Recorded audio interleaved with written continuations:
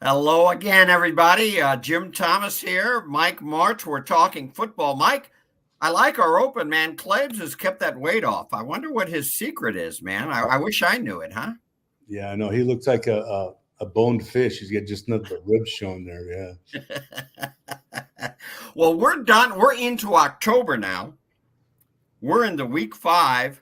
Mike, you said, I think on the very first show, that it kind of takes teams about 4 weeks to kind of develop an identity. Does it also, if you're scouting a team, does it take about 4 weeks to get a book on the opponent? Yeah, John, we used to always take 4 games, their last 4 games, unless it was a blowout or the offense of that team was anything like what we were. So, but you take Mhm. 4 games and you do cut ups on it, and you look, and that's what you prepare your game plan from. So, yeah, now everybody's got a pretty good book on everybody else. The other thing is, and we talked about this, Jim. Everybody approaches the start of a season differently as a coach. They prepare differently. Right. Some of them come out fast, they're ready, they're polished, and other guys are just kind of getting going, and you don't really know who they are. And really, to be honest with you, Cincinnati's always been like that. Yeah. Yeah. Yeah. The Bengals have always started slow, at least under Zach Taylor in 6 years. I think they've won only 1 out of 12 in their first 2 weeks. Now, you never say never in the NFL, but there's an interesting stat I saw under the current playoff format where you have 7 teams per conference, and that's only been going on for a few years. But if you're even 1-3, those teams that have started 1-3 are 0-15 in terms of reaching the playoffs. So some disappointing teams, Mike, like Miami, Cincinnati, Cleveland, the LA Rams, they're all 1-3. So they're all teams that we thought would make the playoffs. Maybe they still do. Miami is a mess, Mike. They're on to what, 3 starting quarterbacks already in 4 games. They lead the league in pre-snap penalties. Man, the air went out of that balloon pretty quick, didn't it? What shows you how important that quarterback is, obviously. The other thing is, and I'm not trying to criticize the organization, but Oh, the go one ahead, thing, Mike. That's all right. the one thing I've always believed is the number 2 quarterback is just as important as the starter, because he Right. probably is going to end up starting for you somewhere in the season. So, and it's amazing to me how that gets dismissed, and I've always fought with that. And even in maybe picking that backup. Now, granted, there, especially with the backup court, maybe there's salary cap issues and whatnot. But you can see some teams already. You can see some, like, even though Jacksonville's still winless, they have an Andy Dalton. Uh, Baltimore has Joe Flacco, and other teams, their backup guy it's really a crapshoot. It is. When I was at the Bears, we went to the NFC Championship, and at halftime, Cutler's out of the game, and Right. we ended up losing by a touchdown. Otherwise, we're going to the Super Bowl. We didn't have a backup, Mhm. at least not a qualified backup that I was happy about. But that's what the organization wanted. Now, I will tell you this, Jim. Before the season started, Mark Bolger was available, and he called and wanted to come.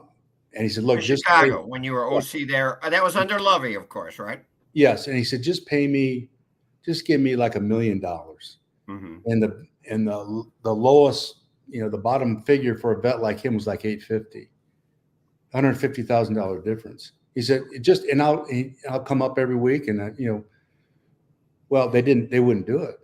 They refused to do it. I think they were concerned that I would somehow, move Cutler out and move him in, but it's Because ridiculous. you'd work with Bulger, yeah. Yeah, but if we had him, can you imagine? Yeah, You yeah, know, yeah, yeah, yeah. so Yeah. the poor guy, I had to call him and said, they're not going to do it, Mark.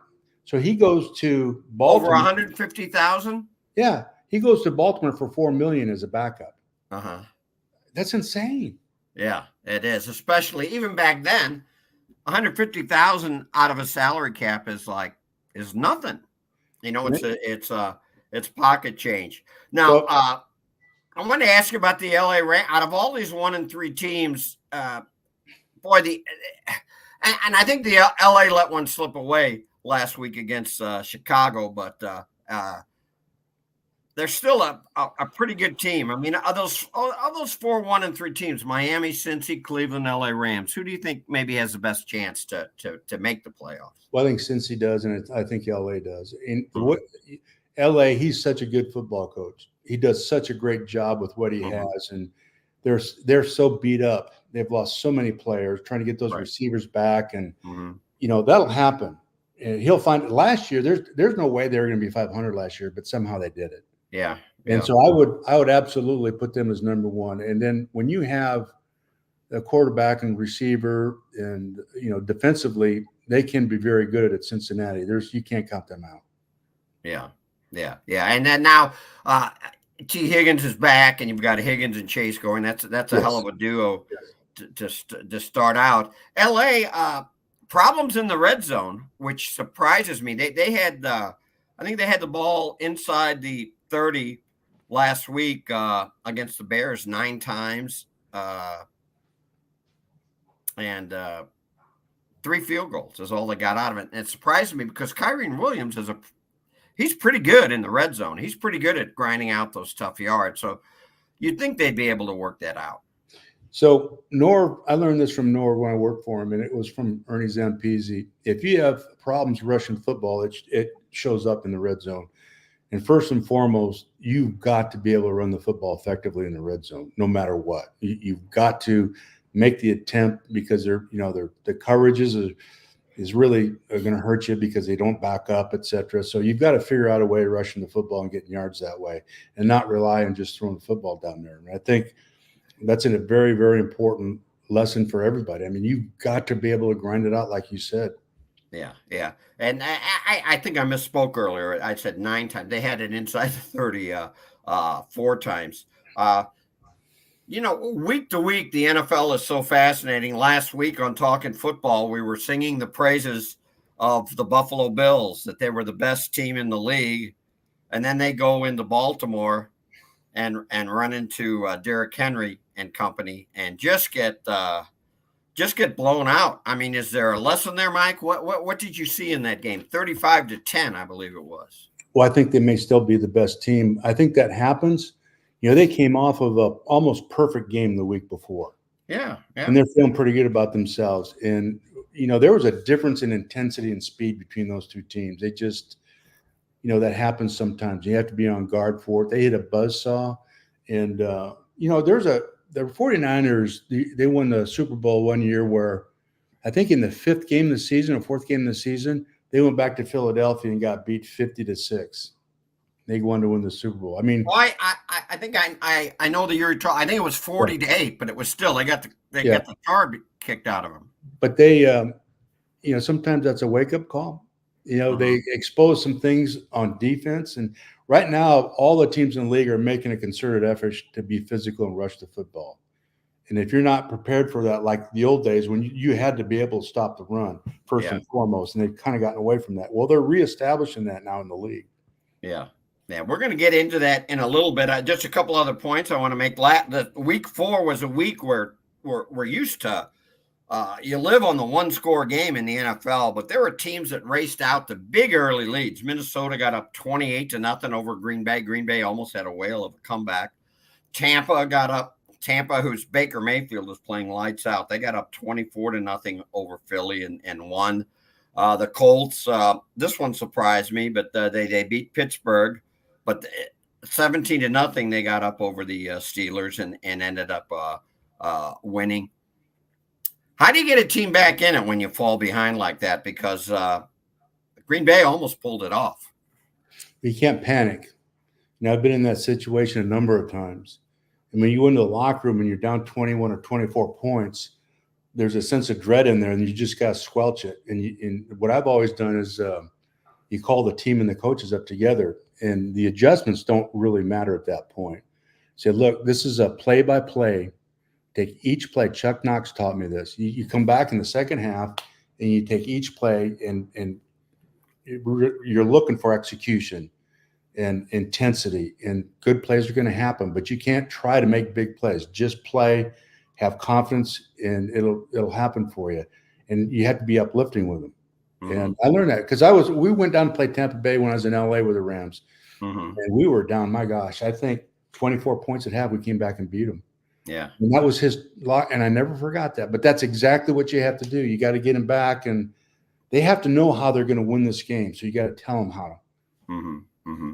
Yeah. I think back to your first season as Rams head coach. The wild card game in New Orleans, you were way down, and poor Akeem hangs on to that punt. I think you probably win that game. I was talking to Jim Haslett after that game. I went across the street and he said, "Hey, if he doesn't fumble that, we couldn't have stopped it. I know we wouldn't have stopped it because we were going. We were hot." He said that in the fourth quarter, and this is the one thing about our guys, we practice. Our receivers, you said the games were easier than practice. They were in great shape. Mm-hmm. They were as fast in the fourth quarter and as the first, and they were exhausted. Jim said we couldn't run anymore. They were That just building to me always felt warm. I don't know how it was on the field. It always felt like it was hot in there. Well, when you're losing like that, it feels real hot. Yeah, that was some rivalry back in the day, the Saints and the Rams. And I know though, despite some of the stuff Haslett may say, he had a lot of respect for you guys. And he told me a story about the Super Bowl in New Orleans where he went. I guess you used their practice facility. We did, yeah. And he's going in there Friday. It's like 5:00. So it's like the work is basically done except for the walkthrough. And he goes back to the New Orleans facility at 5:00 and he goes in there. And who does he see in the weight room? 5:00 Friday, just a couple days before the Super Bowl, he sees Bruce and Holt in there lifting weights in the weight room. And he said that tells me a lot about the team and how they get after it. Yep. There's a work ethic, and Isaac had become a role model for everybody in the football team because his work ethic in practice, I've never seen anything like it. And Marshall had said this too in our reunion last week. He said, I watched Isaac and I knew I wasn't practicing hard enough. Mm-hmm, mm-hmm. I had to bring my level of practice up, and everybody felt that way.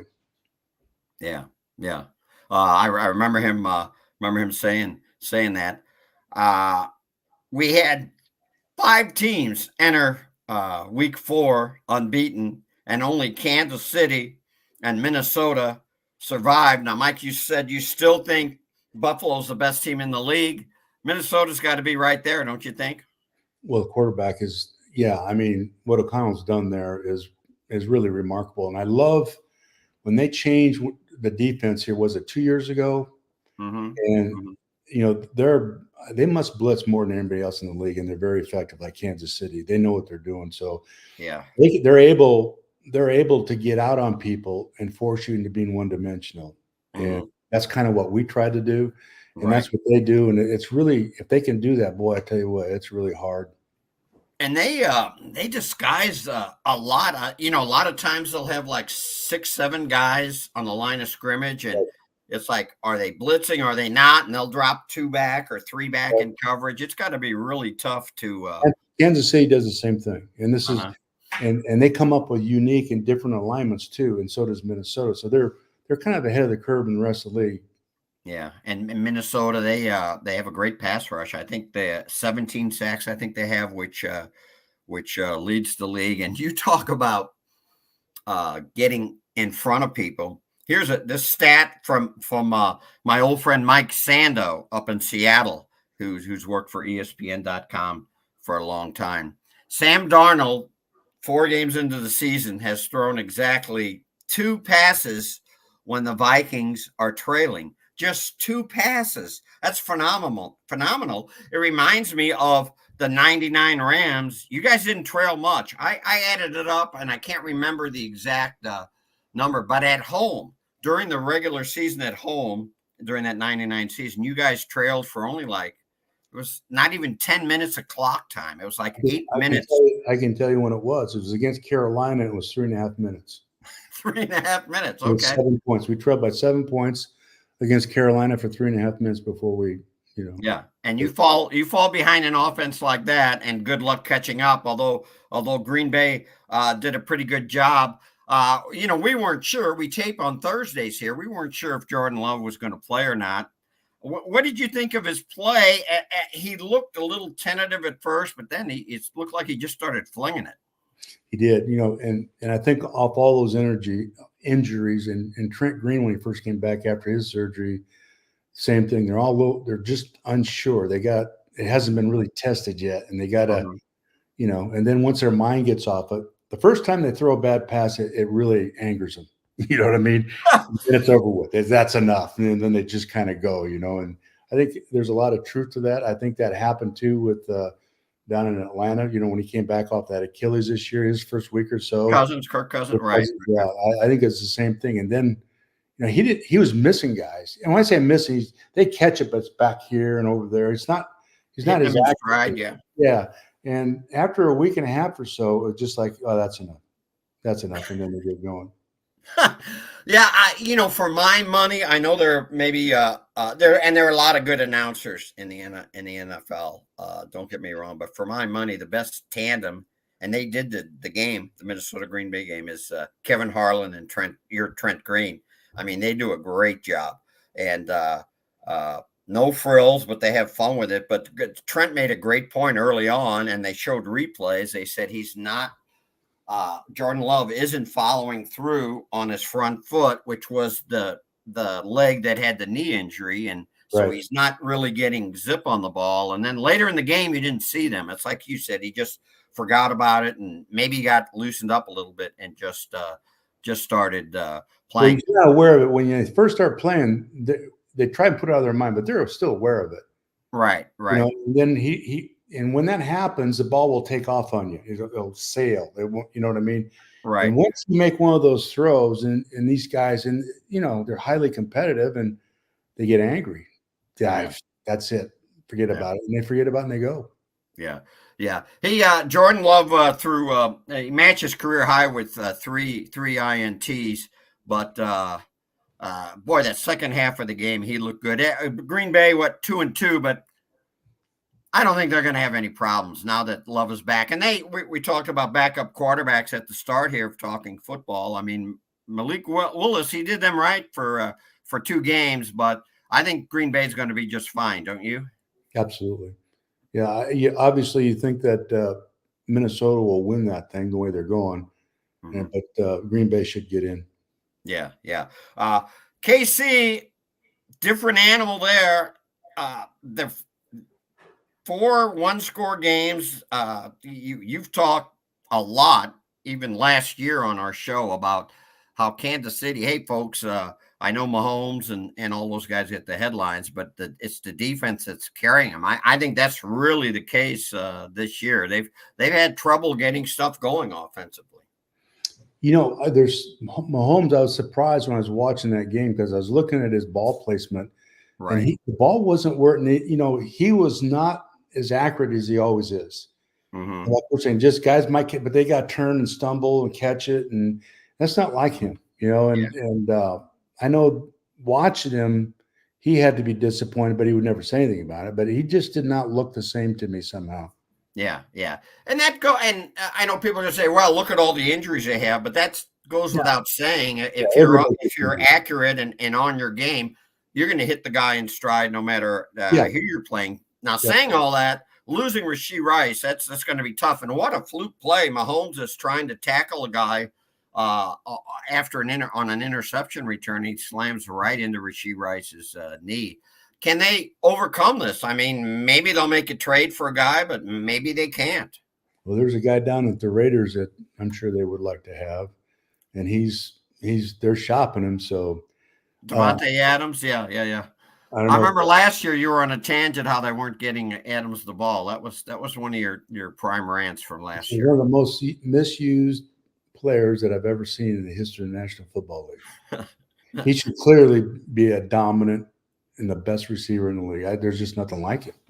Yeah. And he's down in the dumps, and they can't give him the ball and all that stuff. So he'll get out there. He'll go to the Jets or because of Rodgers, or he'll go down to New Orleans evidently because the 2 quarterbacks is who he played with.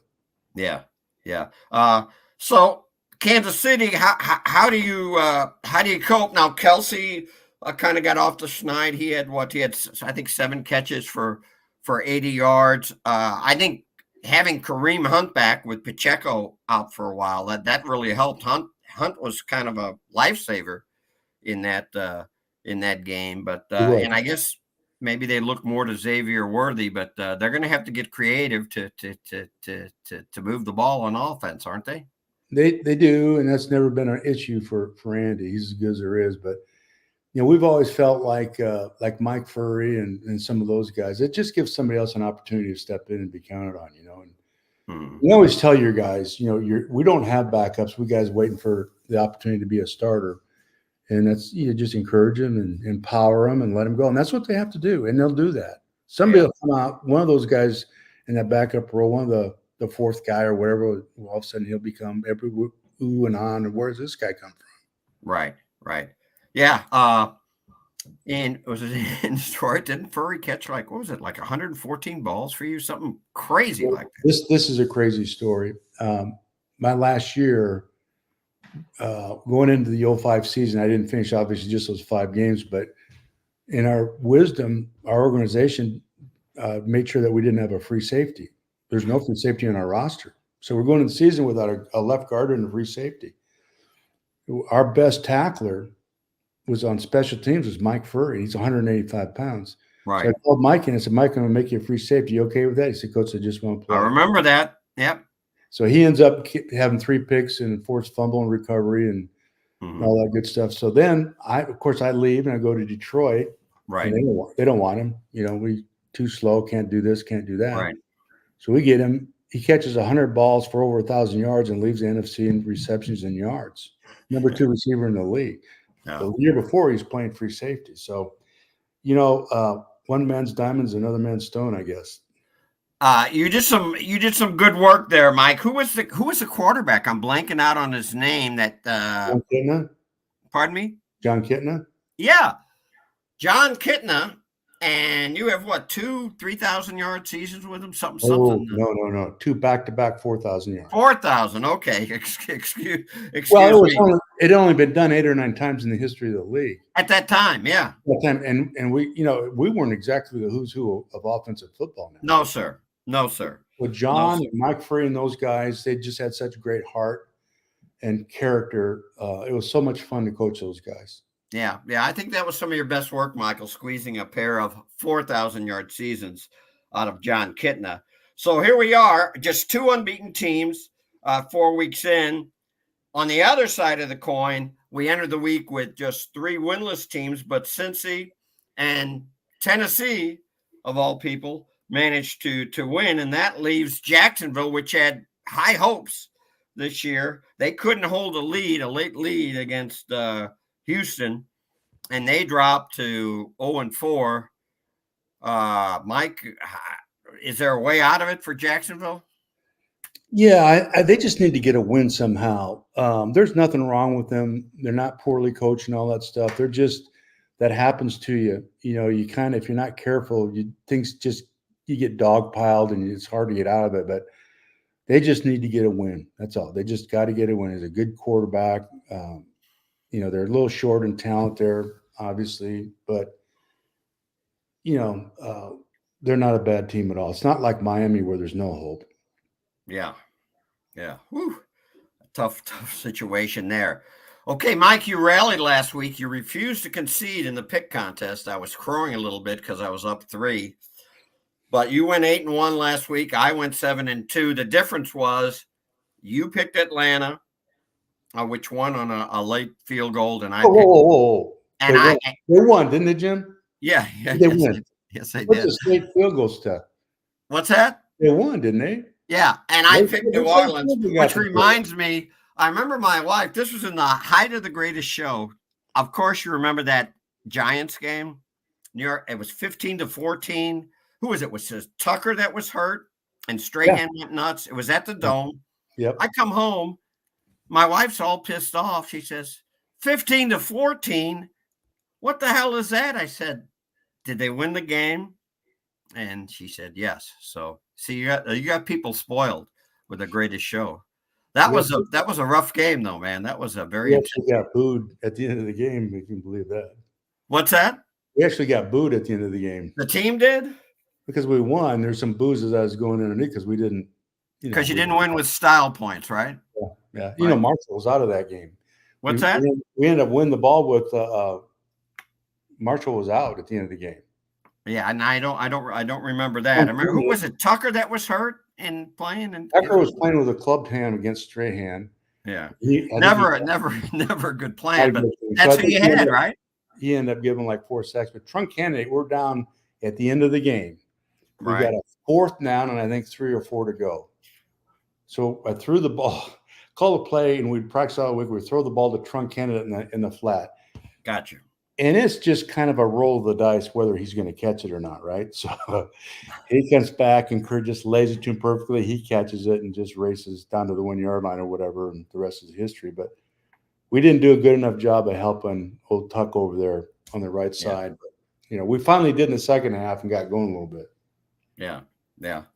So anyway, 8-1, Mike goes. You're 20-12 for the season. This is straight up. I'm still up, but my lead is shrinking, 22 to 10. We talked about the early in the show here about the reemergence of the running game, and Stephen Holder of ESPN had a great article about kind of breaking down how the passing yards are down. This is the 4th straight season, Mike, that passing yards have declined. And through 4 weeks, 202.8 passing yards per game. That's down almost 50 yards per game from 2020 through 4 weeks of the season. Now, 156 passing TDs, lowest total through 4 weeks since 2008. Kurt Warner, now to show you, and he threw 4 in 2001 on your Super Bowl team, NFC Championship team, 4,830 yards, second most in league history at that time.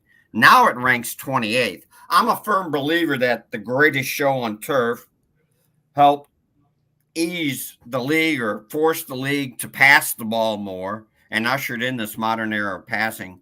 But now the cycle's turning back. Teams are running the ball more. And why do you think that is, Mike? Inexperienced quarterbacks? Well, I think passing yards, there's a lot of empty yards in passing yards. You're chasing somebody from behind and you're throwing the heck out of the ball. Right. You control the game by how effectively you can rush the ball. Right. The whole idea in this game is it comes down to being who's more physical. Mm-hmm. When we go to camp, we just worked on rushing the football. That you had to be able to do that first and foremost before we start throwing it. And the college football has really dented the NFL with all that run, all bunch of receivers and run plays as fast as you can. Nobody's learning anything. Nobody's getting any better at anything. Uh-huh. And now, from a technical standpoint, as you watch those offensive linemen, it's different now. You look at Detroit and watch skill-wise and technique-wise, watch them operate and play, and there's a reason they're good, first of all, but they're technically impeccable in what they do. And they can control the game. They can control how long they've got the ball, keep the defense off, there's just so many good things with it. Yeah. And you know that it's easier to run the ball than it is to, offensive line is very difficult down after down in the NFL anyway to pass block. The pass rushers are screwed. Also, we're seeing, and this style of defense seemed to really start to become popular back in the greatest showtime. The cover 2, actually, the Tampa 2 was called because Tampa did it so well. But it seems like a lot of teams are playing those 2 safety highs. They're playing umbrella defenses, and that it seems like it kind of takes the big play away. Well, 2 things. Yes, they disguise coverages so well. You don't know what they're going to be in, but they'll get you. When you say umbrella, that's one of probably 4 or 5 coverages, which the safeties will end up sort of in the middle, right? So right. So that has really kind of kept the ball in front, so to speak, and tried to take away those deep balls that were so prevalent. Man coverage is, if you're a good team, even if you're really good on defense, it doesn't take much to beat somebody outside if you give the quarterback time. Yeah. And that's kind of what happened there for a while. There was a lot of man coverage. We're going to be back with Ask Mike after these messages. Can Graybar help my electrical and datacom jobs be more productive? Yep, our supply chain services are designed to do just that. Like job site services? Yep, we deliver the products you need where and when you need them, no matter your industry. What if I have technical questions? Yep, our specialists are top-notch. Emergency support? Yep, even after hours. They're a unicorn. When you need to keep your projects productive and profitable, rely on Graybar to help you get the job done right. No unicorns required. Yep, Graybar does that. We're back. We're so excited to be part of the Claves Online family this year. The show's going great. You can see us on Spotify. You can just call up Claves Online and punch us in there. If you want to look at these two ugly mugs on YouTube, you can actually see us live. You notice Mike doesn't have the poster of the huddle with Marshall Faulk's 28 back there. He's not at his beautiful headquarters out there at St. Albans. He's on the road this week. But again, we're enjoying the show. Ask Mike is one of my favorite segments. You can email me every week, jtom72 at outlook.com, or just reply to me on Twitter. I usually put a shout out there for questions. We got a couple this week that we chose a little bit off Broadway, but not too crazy. Not like Marissa from DC asking about Taylor Swift there. But Amy from Carondelet wants to know, did you enjoy being a color commentator on TV after your coaching days ended, and how much did you prepare for that? Well, I worked for Fox, I think it was 2012, right when I got out, and did games. It was different for me because, they would keep coming across. Remember, Mike, they don't know what's right and, what's accurate and what isn't. So just, you make it up if you want, that kind of thing. I can't do that. What, your like producers would say that? Producer, he said, you can say whatever you say. They don't know any different. I can't, and I'm thinking, no, I'm not doing that. But I'm watching the game from a technical aspect, and there's a lot of stories behind these guys to tell. And right. Like Trent does a great job. All these guys do a great job with that. And I promise you, I can't remember anybody's name. It's hard for me to remember my own kids. It's just something with me. Names, it's Bill, isn't it? I mean, names. Michael, sometimes I call my kids by my dog's name. So I know where you're coming from. Right. Yeah. So I had a hard time with that. And but the preparation was ridiculous. I mean, I was preparing probably like 2/3 to 3/4 of what I would do as a football coach, right? So right. But the pay was not even close to that. One thing led to another, and they agreed with me that I wasn't very good at it. So that was it. So it's just a 1-year wonder. I ran into you in Buffalo. Yeah. You were doing a game up in Buffalo. Yeah. And well, I'm not going to get into it, but I asked you about Danny Amendola, and I remember it. I remember, and I can tell you what I said and why. Go then. They were you were asking me why he couldn't get open, and against press coverage, they smothered him, and they weren't giving him the tools to get free, and he's too good a player not to. Buffalo was playing the Rams, right? Yeah. Yes, and I couldn't understand. I was watching it, and without getting into a lot of details, I just felt bad for him because they weren't giving an opportunity. They wouldn't move him. Right. They wouldn't do all the things that you got to try to do to get guys free on one-on-one stuff, and it was frustrating to watch. And now he's on Dancing with the Stars. Have you watched him on Dancing with the Stars? Danny Amendola is. I tell you, Jim, I can promise you this. I have never seen that show, and I can promise you I'll never see it. Never. Okay. My wife, I don't have a choice. My wife enjoys the show. Of course, I always have the freedom to leave the room. It's not like she's strapping me to the chair and I have to watch it. But anyway, she says he's pretty good. Okay, Aaron from Phoenix. He wants to know: did you have a favorite stadium to play on the road? Other than the home after you left. Oh, I love to go to Seattle. Seattle is so much fun. It was, other than our place, it was the loudest place in the league. And the drunkest. No, or maybe they were over caffeinated, right? Every corner there was a Starbucks or what was Seattle's Best. I'm not sure, but their eyeballs were bulging out of their head and their tongues were hanging out. So maybe that had something to do with it. Yeah. It was always full. They had a lot to say to us when we came on the field. Yes, they did.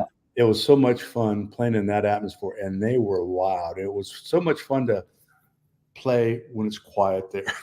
You know what I mean? Quiet them down. Yeah, it was good. Which wasn't easy. You had great success.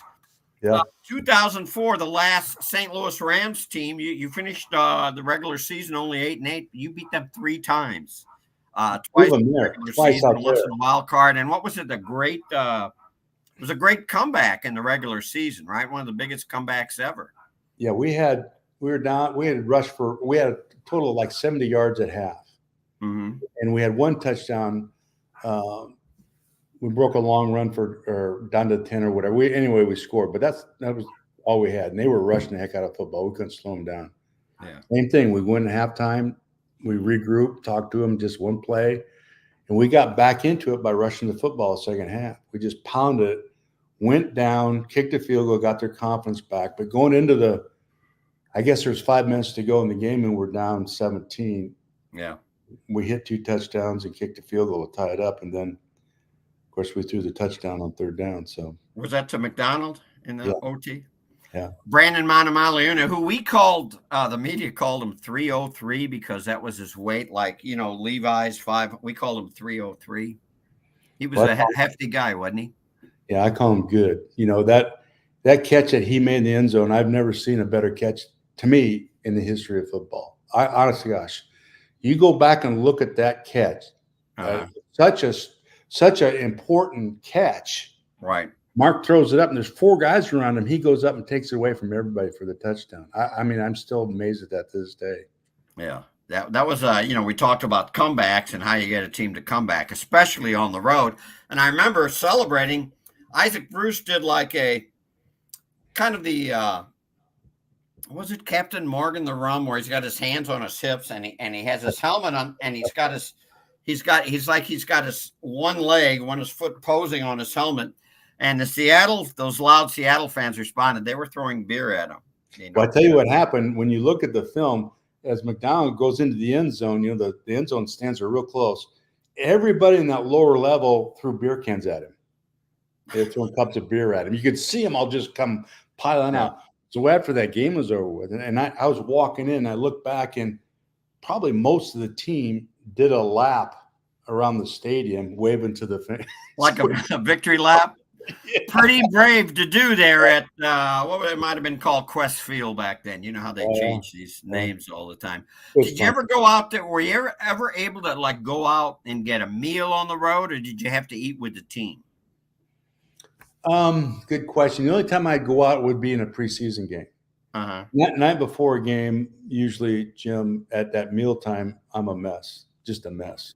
And I'll order in my hotel room because I got to talk to the team that night. And I'm working on the game plan, trying to get everything, in my mind squared away. So no, if I went to dinner, I wouldn't know what I was eating or who I was talking to. Are you a sushi fan? Seattle, a big sushi fan? I am, very much so. Yeah, I love sushi. Yeah. I tried it. I don't know. I guess it's got to be cooked for me. I don't know. What's that? You had some people walking down the stairs earlier. For those watching YouTube, are they abandoning you, Mike? Or are they making a field trip without you? Or my son, daughter-in-law, she's actually having surgery this morning, so he's taking her to the hospital. Oh my gosh, everything okay? I hope. Yeah, it should be fine. It's it's always anytime you have surgery, but she'll be home here probably later on this afternoon or tomorrow morning. Well, that's good. Best of luck to her. That's Ask Mike. We'll be back to preview Week 5 after these words. Are you ready for a challenging and rewarding career? There are quality jobs in the construction industry. I got out of college and my career choices were very limited, and this provided me with a plan for the present and the future at the same time. I actually have a bachelor's degree in psychology, and I was making less than I make as a first-year apprentice painter. I didn't go to college. I have no college debt. I make more money than the majority of people I know that went to college. Take your first step towards a rewarding career. Visit stlouispdf.org. We are back. Week 5. We start with a Thursday night matchup. You know, a lot of times they're not really good matchups, but this is a good one. Buccaneers at Falcons. Mike, overall, though, these Thursday games seem a little more sloppy than the weekend games. Is it just because the week is 2-3 days shorter, and you got to prepare, less time to prepare? Yeah, and they haven't had time to physically recover either from the last game. So your preparation, you have to be very careful. We would usually take all the pads off them and be very careful about how much we were running them during practice that week. But you don't have a whole lot of time to prepare. Yeah, you know, as coaches, so you don't have all those meeting times and everything and the walkthroughs that you would normally have. It's very limiting. So hopefully you've got some stuff that you on the game plan from weeks in the past that you can just roll forward offensively. And then defensively, it's a little bit different because it's mostly play recognition, personnel, and all that kind of stuff. And so you got to come up with how to disguise against these formations and all that. There's a lot of pressure in a short amount of time for coaches on those Thursday games. And you made an interesting point to me about the physical recovery time. I mean, I think some fans think, okay, you play Sunday, maybe you're a little sore Monday. Some of these players, especially like the running backs, it may be Thursday or Friday before they feel right. Yeah, and you would bring them in on Monday and run them and try and kind of get their blood going because they're all beat up, they're all banged up. And then Tuesday we give them off, and then on Wednesday and Thursday we go at it hard, really hard, and try to get them back. And some of the guys, you just got to really count how much they practice because they're still banged up pretty good. Marshall, I would be very selective. He didn't like this. Marshall, I would just say, yeah, you're not going to do any team today. Well, you can get some tomorrow. Off goes that, that kind of thing. You got to protect some of those guys. Yeah. Okay, Buccaneers at Falcons. Now, both teams are coming off a home win. The Falcons had that 26-24 win on the late field goal over the Saints. The Bucs 33-16. Boy, they dominated the Eagles. Baker Mayfield 347 yards passing in that game, 2 passing TDs, a rushing TD. Tampa back on top in the NFC South. They're looking for their 4th straight NFC South title here. What do you think about this one? Who do you like? Actually, I like Atlanta here. I think defensively they've improved so much. I really like them on defense. They're making the attempt, and they're good at rushing the football. They're a complete team, and I think at this point now, Kurt's come back completely. Yes, and I believe that, I like Tampa Bay, but it's at Atlanta, and so I'm going to pick Atlanta. If it was at Tampa Bay, I don't know, but because it is at Atlanta, I think that's a factor. You make a good point too about Atlanta's running game. The Bucs have had some issues. That's one thing defensively. They've allowed the 4th most rushing yards per attempt, 5 yards a carry. They're giving up. So we'll see how that with that great tandem of Robinson and Algier, we'll see how that works out. The Falcons got me last week because I picked against them. I'm going to pick against them this week too. I'm going to go with the Bucs. So we'll see how that turns out. Sunday in London, Mike, we have our first London game, and we have the Jets 2-2 at the Vikings 4-0. Vikings are a 2.5-point favorite. By the way, the Falcons are favored in that Thursday night game tonight, but just by 1.5 points. What do you think about this? The Jets Vikings. The Jets weren't very impressive, losing in Denver. Last second field goal was missed by former Ram Greg the Leg Zuerlein. What do you think about this game? Well, I think Minnesota wins this thing. I do think that I think Minnesota's defense. I watched the Jets' offensive line; they're not very good. They're not very good, and I just think they got a chance of losing the quarterback in this game. I think they'll go after him, and it might get ugly. Those blitzes, what they're doing at Minnesota is really cool, and the Jets haven't proved to anybody yet that they can handle blitz. The quarterback can. Yeah. If he's still standing, they got a chance of losing him in this one because he may just get run out of the stadium. Yeah, this is if he needed any extra motivation, this is Darnold's original team, number 3 overall pick by the Jets in 2018. Vikings, they're on a 3-game winning streak. So and you're right, the pass rush and Rodgers got hit a lot last week in Denver and hurried a lot. So we'll keep an eye on that. I also like the Vikings in that one. And another game that interests me, Ravens, who were so impressive. They're at the Bengals. Ravens are 2.5-point favorites. Bengals 1-3, but finally got a win. The Ravens really seem like they got it going. They were impressive the week prior against Dallas, although Dallas rallied in the second half. What do you think, Mike? I don't know who Baltimore is. From week to week, you just don't know how they're going to show up and play. Right. I think Cincinnati at this time of year has always had their back against the wall. Right. And they've got guys back now. I know it's not a popular. I'll pick Cincinnati. Is it at Cincinnati? Yes. Yeah, I'll pick Cincinnati. You know, I am too. I'm going to pick Cincinnati. They've been moving the ball pretty well here lately. Mm-hmm. It's hard to me to believe that, and maybe he'll prove us both wrong, that Derrick Henry can keep doing this. He's been amazing the previous 2 weeks. Well, how do you bring the guy down? Well, they're really good in the offensive line. They have a great plan for rushing the football, and they attack your force in the secondary. And if you're not perfect with your force, he's going to get a big hit on you. I think the Bengals. I'm a little suspicious on defense, but I just think that offensively they're going to get it going a bit. You know, when you look at the games there over the last few years, these are always really, really dynamite games. They come right down to the wire. Yeah. Okay, another early game. We have the 1-3 Browns, a disappointment this year, at the Washington Commanders. The Washington favored by 3. They're 3-1. They've won 3 in a row. Jaden Daniels was just named I believe the NFC Rookie of the Month. Mike, they played 4 games. He's thrown 19 incomplete passes, just 19 incomplete passes in 4 games. He's ridiculous. I watch him play, and I never really saw him much in college. I didn't pay a whole lot of attention to him, but I didn't realize what a terrific pass. That ball comes out quick. He's got that great delivery. You can't unnerve him.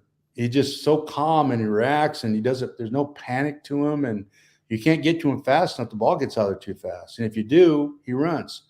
Yeah. And they're really good. They're really good every place else. So I think Washington, obviously the surprise team, and Dan's done a terrific job of getting these guys excited about playing again too. Washington is on fire right now.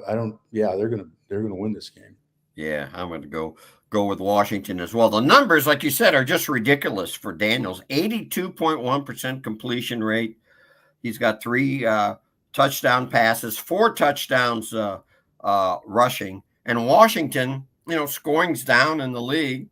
They're averaging 30 points, 30.3 to be exact, points per game. Almost at a greatest show on turf pace. Meanwhile, the Browns they've scored just 66 points all season, like 16 points a game. What's going wrong there, Mike? They just, he's such a heavy run guy, and they just don't have it. They just not run the ball well enough, and then they'll abandon it. It's just such a weird situation there because when I have such great respect for the coaches there, and it's hard to blame the quarterback because I don't think they're protecting him very well either. Yeah, they're just not playing very well up front on offense at all. It's problematic. And of course he doesn't look like the money that they're paying him. And that's always an issue, but I don't know. I just think that, I don't know if they can get this thing back. They just don't look like they're going to be good enough all year long to me. Yeah. Colts at Jaguars. Colts 2-2, Jaguars 0-4. Anthony Richardson, with status as we sit here now, he's got an oblique injury. We don't know. It could be Joe Flacco to the rescue. Remember, he kind of did the same thing last year for the Browns when they had quarterback issues. Also, we don't know if Jonathan Taylor is going to play in this game. Very good running back. He's got an ankle issue. The Colts are 0-9 in Jacksonville over their last 9 visits. It's pretty tempting to take the Jaguars in this game. You said they need to get a win. They're 3-point favorites in this game. I take the Jags here. First of all, it's brutal down there with the humidity, and that's always an issue for anybody from the Midwest to go down there and play, especially if you're a dome team, right? So, and I think they've been so close to kind of getting things going. This is their time. The Colts have been banged up so much early in the year, and they miss guys here and there, and you kind of don't know who's going to show up sometimes. They've been very inconsistent. Playing in that heat down there, I just don't think that I just think the Jags will beat them. Yeah, I'm going to go with the Jags as well. Now, we talked a little bit about Buffalo, but here's a good matchup. A pair of 3-1 teams, Bills at Texans. The Bills, we mentioned, they came back down to earth. The Texans, they just seem and they've had some injuries, but they seem to be clawing out some wins. Stephon Diggs, he's traded to Houston. He's playing his old club. So, they all say the right thing during the week about playing their other team, but it means a little bit more. Bills are a 1-point favorite, the narrowest of favorites in this game. Here's what I know about the NFL. When you have a really good football team and they get embarrassed on national TV, they'll play the best football that they can that very next week. It's just, you just look through the record books. It just has always happened. They'll go down there and they'll play as good as they can possibly play. Plus, they'll rush the football with Cook. And they get that going again. And defensively, they're not quite as good without that backer there and whatnot. But Milano, right? Milano, yeah. I mean, he's such a difference maker. But I think I love Houston. Love the quarterback. I think they win this thing. They still, in Houston, they're still not rushing the ball as well as they probably really need to be a great team. Right. And they've missed Mixon's missed some time with an injury, and their offense hasn't quite gotten going yet. So I hate to agree with you again because we want to have some differences, but I like the Bills in this one too. They just have that pedigree where I agree with you. I don't think they're gonna nip this in the bud after really they got pushed around last week by the Ravens. There's no physically embarrassed, and you do that to a really good team. You don't want to play them that next week. Okay, Sunday night football. It's a good one. Cowboys 2-2 at the Steelers 3-1. Steelers are 2.5-point favorites. You don't play the AFC teams that often, the NFC, AFC. So it's usually every maybe 8 years because there's 16 teams over there, and you just play one conference. Anyway. Zeke Elliott and Dak Prescott were both rookies the last time the Cowboys played in Pittsburgh. These teams have met in 3 Super Bowls. We're going back a little bit. The last one was 1995, and that was Dallas's last Super Bowl appearance. You got T.J. Watt. He's sitting on 99.5 career sacks, so he's going to try to get into triple digits there. And the Steelers, they stubbed their toe. This one surprised me a little bit, Mike. They stubbed their toes last week against the Colts 27-24. Who do you like in this one? Steelers. Mike Tomlin, you look at his record against NFC teams. It's pretty remarkable. He does such a great job of getting these guys ready to play. And defensively, I think they're really, really strong. Offensively, I think they'll do just enough. They'll try to rush the football. They're still not good enough in the offensive line, but because it's at the Steelers, I think I'm going to take the Steelers. And I really am pulling for the Cowboys. I want them to be good. I really do. I like Dak, but I just think the Steelers, they just always find a way to win. Yeah.